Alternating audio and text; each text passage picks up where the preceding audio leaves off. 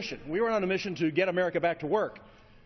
We've watched now over the last 3 years, and some of the criticism that comes about all the time is, you guys just aren't getting anything done.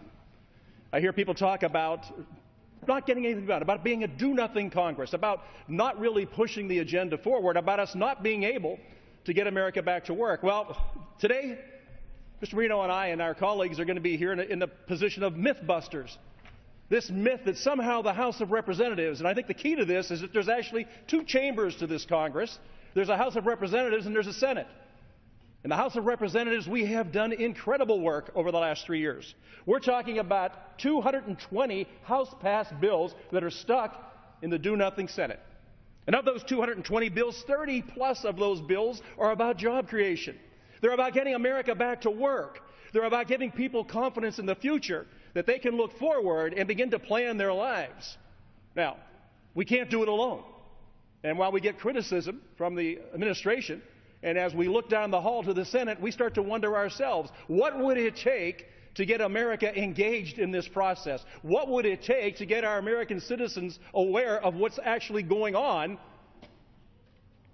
in the Capitol? Why is it that we're stuck here? Why can't we move forward?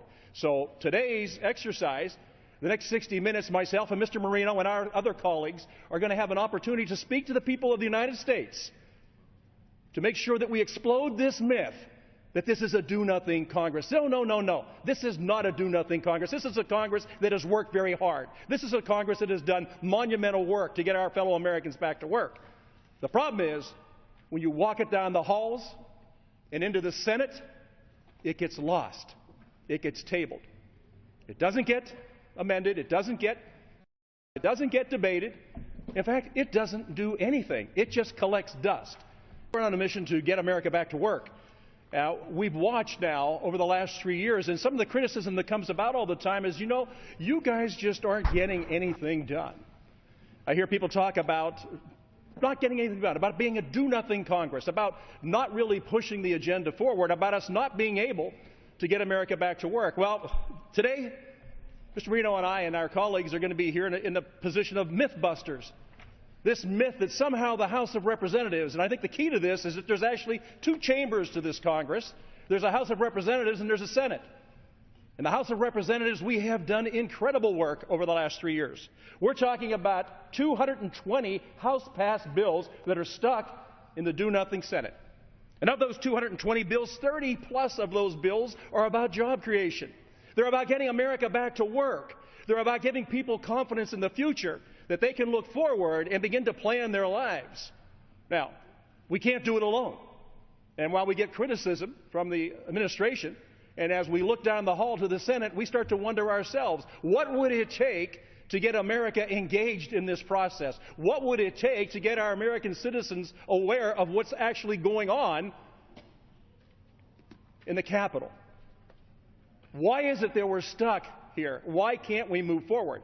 So today's exercise, the next 60 minutes, myself and Mr. Marino and our other colleagues are going to have an opportunity to speak to the people of the United States to make sure that we explode this myth that this is a do-nothing Congress. No. This is not a do-nothing Congress. This is a Congress that has worked very hard. This is a Congress that has done monumental work to get our fellow Americans back to work. The problem is, when you walk it down the halls and into the Senate, it gets lost. It gets tabled. It doesn't get amended. It doesn't get debated. In fact, it doesn't do anything. It just collects dust. So we all have the similar experiences. I know you do, Brad, when you're back home, and Tom, I know you do when you're back home. And it really doesn't matter where we are. A lot of times it's coming out of Mass on Sunday morning, and sometimes it's just being down at the Kmart or the Walmart, or maybe I'm up in Erie and I'm out near Presque Isle, or I could be in Grove City, or I could be in Slippery Rock. People come up to me all the time and say, you know what? You all need to get busy. And they talk about, we don't want to hear anymore about the battles between Republicans and Democrats. Quite frankly, we're tired of hearing it. Because if you can't work together, you can't get things done. And then the question comes up is, can't you just compromise once in a while to get something done? And then you've got to scratch your head and say, yeah, but you know what? We're doing an awful lot right now. But you're just not hearing it. And then the reason that comes about, and we all know this, is because the biggest megaphone in the country right now is at the White House. Now, Brad, you and I sat here, Tommy, you and I sat here during the State of the Union. The President made a very chilling statement. He said, America can't wait and I can't wait. And if this Congress won't act the way I want it to do, I will go around them and I will get it done. Half of the side of the House stood up and cheered that, cheered up their forfeiture of their duty, of the oath that they took when they came into office. Now, I stand here today as a representative of Pennsylvania's 3rd District. That does not mean that I only represent Republicans that live in the 3rd District of Pennsylvania. That does not mean that I'm only concerned with the concerns of Republicans in the 3rd District of Pennsylvania. That does not mean that I represent anything else in every single person, every citizen that resides within that district. So the things we're talking about today are not Republican issues. They're not Democrat issues. These are American issues. We are talking about American jobs. We are talking about getting back to work. We are talking about coming here, taking an oath of office, and then fulfilling that oath to the people who sent us. Now, I know that you go through the same thing. I have many people that approach me and say, you know what, Mike, I didn't vote for you. And I say to them, well, you know what, I didn't know that till right now, but I'll forget about it, believe me. And they'll say, well, this is an issue I have, and these are some things that concern me, and I just want to know, where are you all going? And what is it that you're trying to do? And why can't you get America back to work? Because you all said when you ran for office, we've got to get this nation back on track. We've got to get America moving in the right direction. We've got to get America being America again. And we know that oftentimes in our life, we look at all the problems that we have, and the answer to everything right now, these things need fixed. Now, how do you do that? You can only do it with a very dynamic and robust economy. So when I hear the conversation that takes place either in our chamber or the Senate chamber, and you start to say to yourself, you know what, that's nice to have that conversation. It's nice to have that little talk. It's nice to have that debate. But you know what? You haven't created any jobs. Because without a dynamic and robust economy, it is all just idle chatter. It is just politicians getting up and speaking and hoping that somehow they hit a chord with some constituent somewhere that says, boy, she's speaking for me or he's speaking for me. And I've got to tell you, folks, we speak for everybody. Not just the towns we come from or the townships we come from or the counties we come from or the states we come from, but this entire country. So when we look at what's going on now, and people ask me, yeah, you say that's going on, but you know what? There's no proof. And here's what I would ask our friends to do. Because the President says this all the time. He says, you know what? Pick up your phone or pick up your pen, and that's what I'm going to do, and I'm going to get things done. I'm going to use my executive powers, which are vast and enormous, to do what I want to do, despite what Congress may say, despite especially what those characters in the House of Representatives are pushing down your throat, because that's just not what I want you to hear. My message to the American people is, you know what? You all have phones, and you all have pens. And you all have the ability, because of the country we live in, to speak out on anything, anytime, anywhere you want. No place else in the world can we do that. And as an example today is what my colleagues and I are doing, because, as I said earlier, it is time to do some myth busting. It is time to call a halt to this idle chatter about what America really needs. And we know what America really needs is America needs to get back to work. And this Congress needs to get out of the job creators' way. We need to get the heavy regulatory boot of the government off the throat of our job creators, and we need to let them breathe again. We need to let them look to the future with some certainty and know that you can go ahead and plan. You can go ahead and make a strategy. You can go ahead and look to the future with a great degree of success waiting for you. Now, the opportunity is there for everybody. There's equal opportunity. There's no question about that. We know there's not equal outcome. My goodness, that's just not the case. But we do know that hard-working Americans throughout our history have done things that are absolutely incredible. And they have done it because of a government that lets people be free, gives them liberty to go on and do what they need to do and when they want to do it in the ways that they want to do it. There's no place else in the world. So the question comes down to is, why now?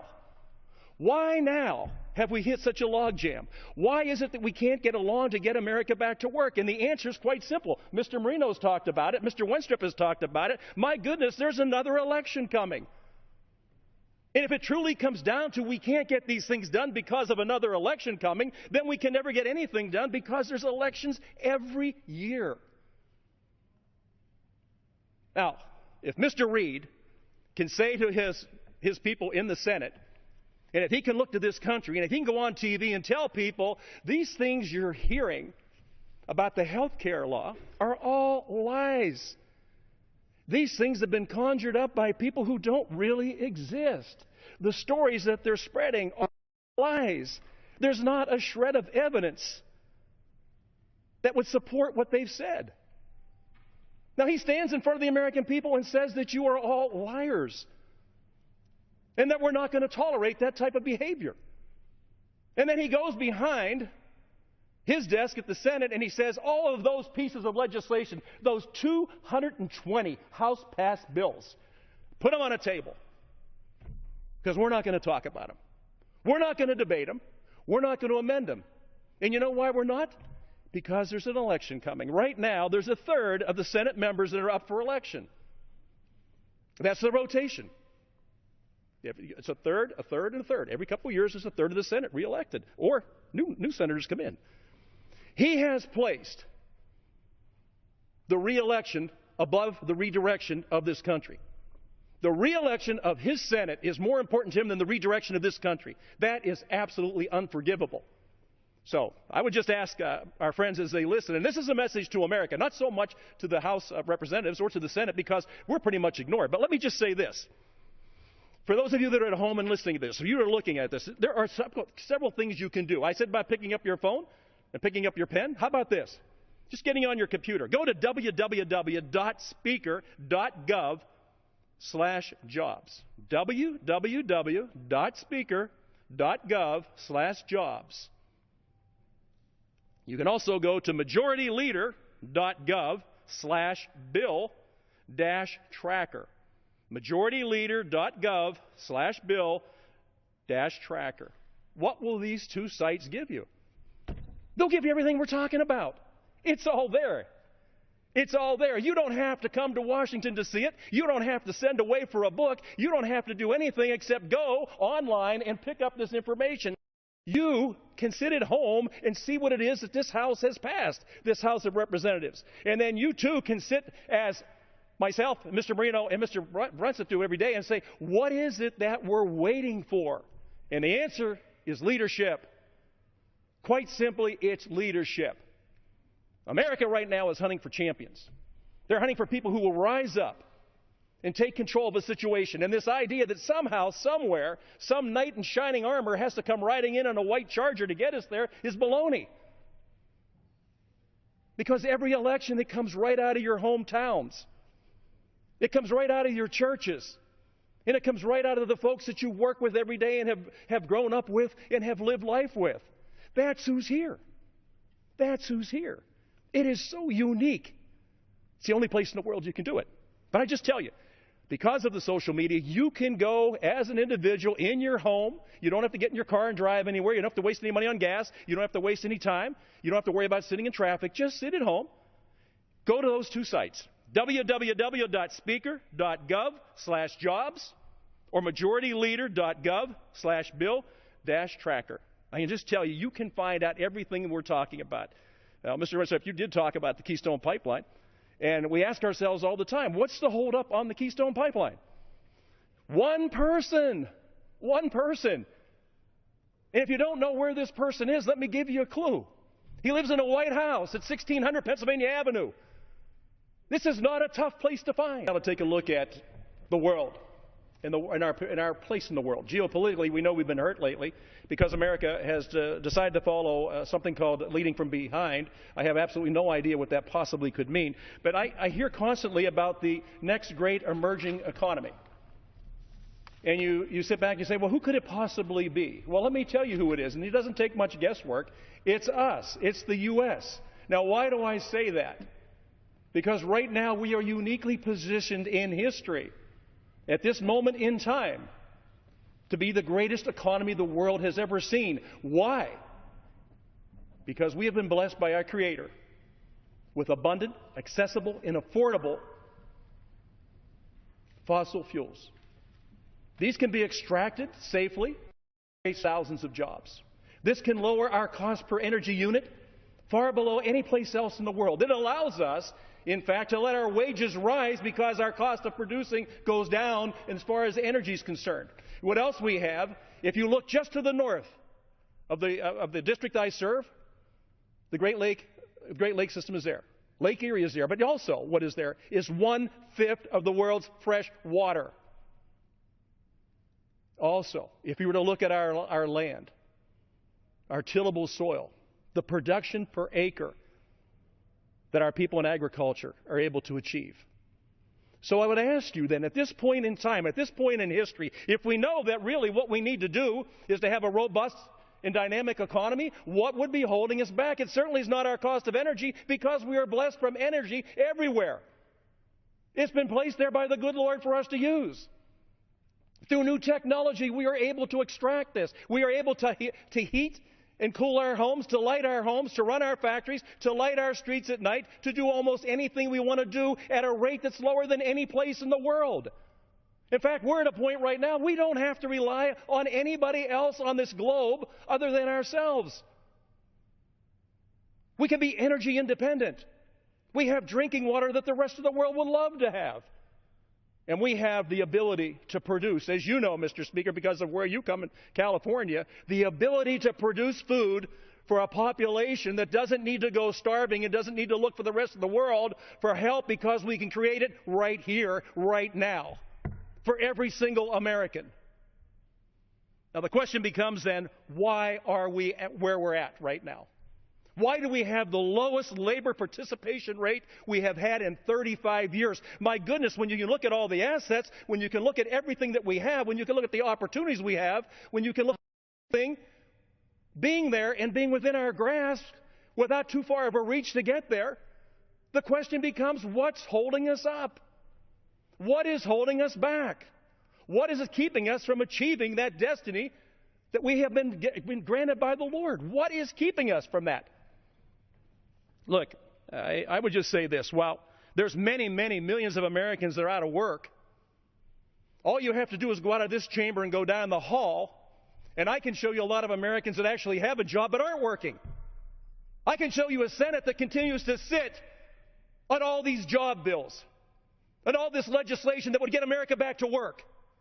And so I'm so sick and tired of hearing about, well, you know, if the House would just do something. I will tell you something. I would suggest this. The president would wear out his fingers on that phone calling Harry Reid. In fact, his left arm would probably go numb from signing all the legislation that could be sitting on his desk right now. And what's holding it up? What's the roadblock? What's keeping us from that pathway to prosperity? You know what it is? It's a do-nothing Senate. It's a Senate that sits back and calls the American people liars. It's a Senate that sits back and distorts the facts. It's a Senate that puts out everyday myths about a House of Representatives not working. It's a Senate that had to go under the gun to pass a budget and say, you know what, here's the deal. You don't pass a budget, we don't pay you. Are you kidding me? Are you kidding me? You have to threaten them that you're going to cut their pay if they don't pass a budget. Oh, good Lord. I'd like to see us do that in our schools. I'd like to see us do that in our homes. I'd like to see us do that in our factories and in our businesses in the private sector. When we have to pass a bill to make them pass a budget, is that where we've reached? Have we reached the depths? Is that how low we've become? Now, it is a great honor and a privilege to serve in this House.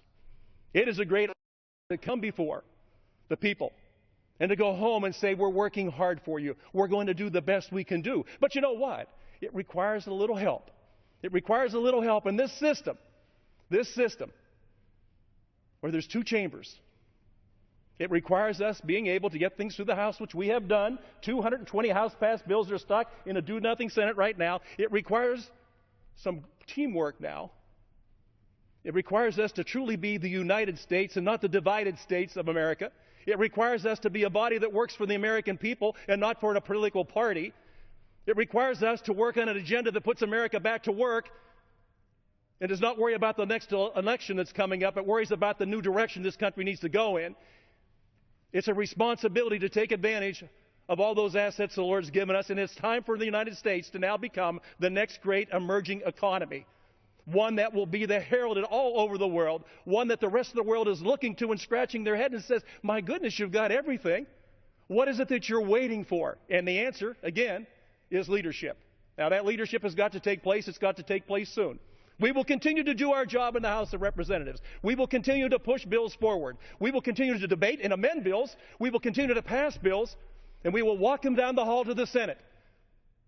But after that, the Senate has to pick these bills up. It has to debate them. It has to amend them. It has to vote on them. And it has to send them down to the White House for the President's final signature. If we're truly going to get America back to work, then you know what? Let's get to work. Now, my colleagues in the House, they've already heard that clarion call, and they've done their job. I'm just going to yell it down the hallway as we walk out of here tonight. Hey, you all need to get to work because America's waiting for you to lead. And then the phone should be ringing off the hook at Mr. Reed's office and at 1600 Pennsylvania Avenue as America says it's time to get up off your seat and get the job done. It's time to quit talking the talk. It's time to walk the walk. It's time to actually do what we know we can do and take advantage of every single asset the Lord has provided with us.